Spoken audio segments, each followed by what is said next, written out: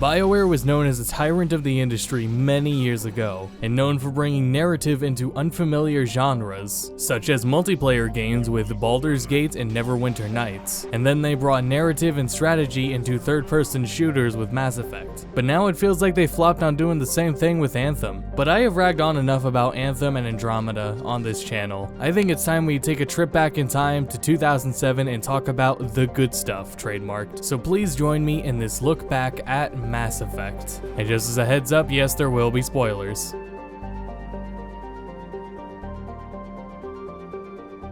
Let's start with the Mass Effect story. Conflicts of morality like what are in Mass Effect are timeless. BioWare was able to adapt role-playing mechanics to role-playing as Shepard.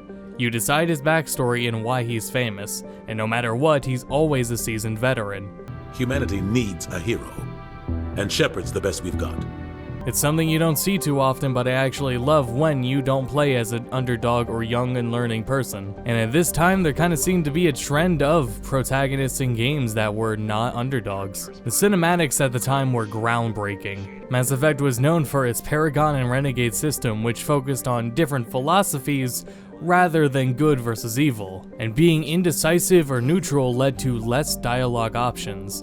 The game was also designed as a trilogy in mind from the beginning, so the choices were intended to create a dynamic ending and also shape the future games. Two of the strongest written characters, whether you like them or not, are Ashley and Rex. Their dialogue reflects their individual actions and impacts your actions. They really weren't afraid to hit you with characters that you might not like and characters you might even kill because of it. And then there's Ashley Williams, who is subtly xenophobic. And then you've got the Council, who you decide the fate of. They never seem to be totally happy with your actions. At least the mission was a success. Apart from the utter destruction of a major Prothean ruin. Was that really necessary, Shepard? I don't need this. Communications cut, Commander. But then we've got probably my favorite part of the entire story of the first Mass Effect is Saren, who is arguably the best BioWare villain, although I would say he is definitely the best Mass Effect villain, even if he isn't the main antagonist even here in the first game. Like just from the opening scene of Saren. The situation's bad. Don't worry. I've got it under control.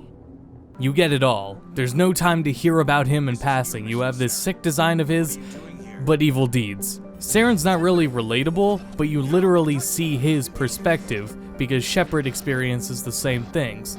He's an antithesis to Shepard, making him strong yet kind of an expectable villain. I'm not too big on harping on, using a trope if it's done really well. And it goes as far as having each character plead for the other to join each other's side. But like I said, he's suffering from indoctrination, and you can reason with Saren so that he can understand his indoctrination, but when he does, he kills himself. Or you have the option to just not reason with him and just kill him yourself. But this is such a vital thing because the indoctrination becomes such an overarching plot when Shepard is later indoctrinated in the trilogy. I don't really recall if this was a confirmed thing or if it's still a theory, but I totally believe the theory. It makes a lot of sense because by the point of the third game, it really has Shepard questioning if he's becoming exactly what he originally set out to kill by the end of the trilogy. And no matter if you take Paragon or Renegade, Shepard is so infatuated and almost obsessed with the idea of taking down Saren. This is Commander Shepard speaking. We have our orders. Find Saren before he finds the conduit. This began with an attack on a human settlement in the Traverse. But we know Saren won't stop there. His Geth armies aren't going to stay on the far fringes of Citadel space. Wherever Saren goes, we'll follow. Wherever he searches for the conduit, we'll be there. We will hunt him to the very ends of the galaxy and bring him down. Humanity needs to do this. Not just for our own sake, but for the sake of every other species in Citadel space. Saren must be stopped. And I promise you all, we will stop him. Well said, Commander. Captain will be proud. Now let's take a look at the gameplay. Up the stairs past the freighter. Take cover! It's not perfect by any means and it has a lot of flaws, but at its core, it functions. A big part of development is problem solving. Mass Effect retains the theme of environmental awareness of tactical RPGs while adapting.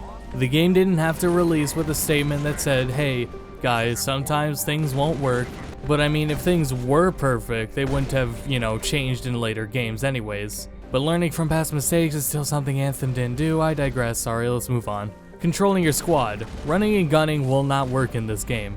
There's too much variation in enemies and environments. It requires strategy. For example, Krogans. They're tanks and they're genuinely scary.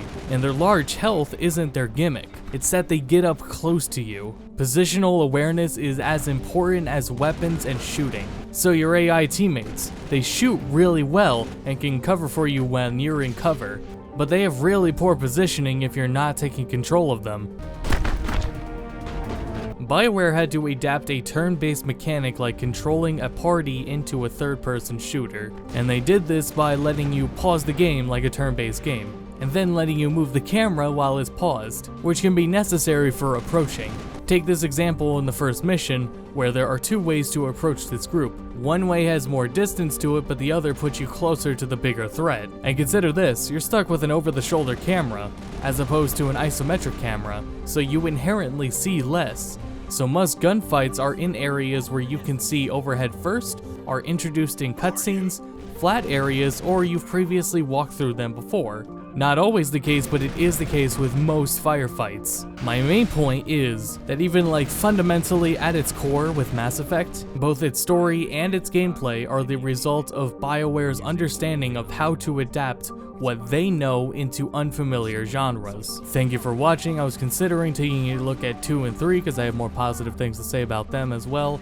If need be, we'll see. And in the meantime, I have a full playthrough of the entire Mass Effect trilogy up on Go To Bedcast. It's a few years old, but it's okay. Feel free to check that out, and until next time, thanks for watching.